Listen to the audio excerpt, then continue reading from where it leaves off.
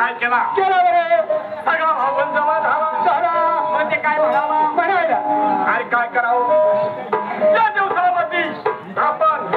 त्या वनावरील मूर्ती घडला असेल तर फार चांगली गोष्ट आहे म्हणून त्या आता